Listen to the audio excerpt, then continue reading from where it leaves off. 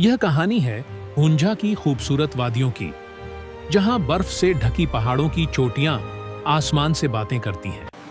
उन्हीं पहाड़ों के दरमियान एक छोटा सा गांव बसा था। यहीं सुबह की सुनहरी किरणें जब हर तरफ फैलती थीं, तो बाबा अहमद की लकड़ी से बनी छोटी सी वर्कशॉप पर भी पड़ती थीं। बाबा अहमद एक 70 साला बुजुर्ग, जिनकी सफेद दाढ़ी और मेहरबान आंखें उनके तजुर्बे की कहानी सुनाती थी। उनके हाथ, जिन पर वक्त ने लकीरें खोद दी थीं, बेजान लकड़ी को जिंदगी देने का हुनर जानते थे। वो खिलौने बनाते थे।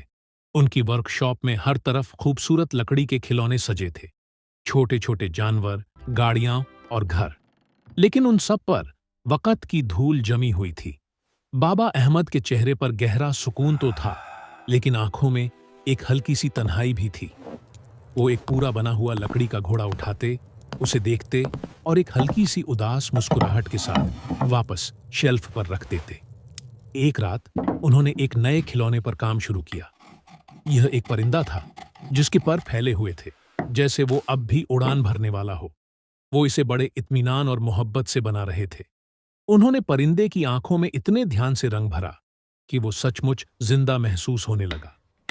जब खिलौना पूरा हो गया, तो बाबा अहमद उसे अपने हाथों में पकड़कर खिड़की के पास चले गए। बाहर आसमान सितारों से भरा हुआ था। अचानक एक टूटता हुआ तारा आसमान से गुजरा। बाबा अहमद ने अपनी आंखें बंद कर लीं, जैसे खामोशी से कोई दुआ मांग रहे हों। अगली सुबह जब बाबा अहमद जागे, तो उन्होंने देखा कि परिंदा खिड़की से गायब है। वो परेशान हो गए। उनका दिल बैठ सा गया।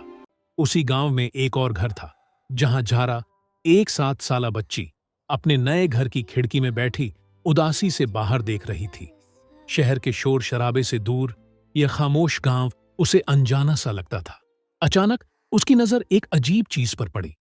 वही लकड़ी का परिंदा हवा में तैरता हुआ उसकी खिड़की पर आया और धीरे से दस्तक दी। झारा हैरान रह गई। उसने खिड़की खोली और परिंदे को अपने हाथों में ले लिया। उसके चेहरे पर खुशी की एक लहर दौड़ गई। यह खिलौना उसके लिए जैसे आसमान से उतारा था। वो परिंदे को लेकर घर से बाहर निकली, यह जानने के लिए कि यह कहां से आया है। गांव में घूमते हुए वो बाबा अहमद की वर्कशॉप के पास पहुंची और खिड़की में वैसा ही एक और खिलौना देखा। उसने हिम्मत करके दरवाजे पर दस्तक दी। जब बाबा अहमद ने दरवाजा खोला, तो वो सामने खड़ी बच्ची और अपने हाथों से बनाए हुए परिंदे को देखकर हैरान रह गए। उस दिन के बाद सब कुछ बदल गया। झारा रोज बाबा अहमद के पास आती।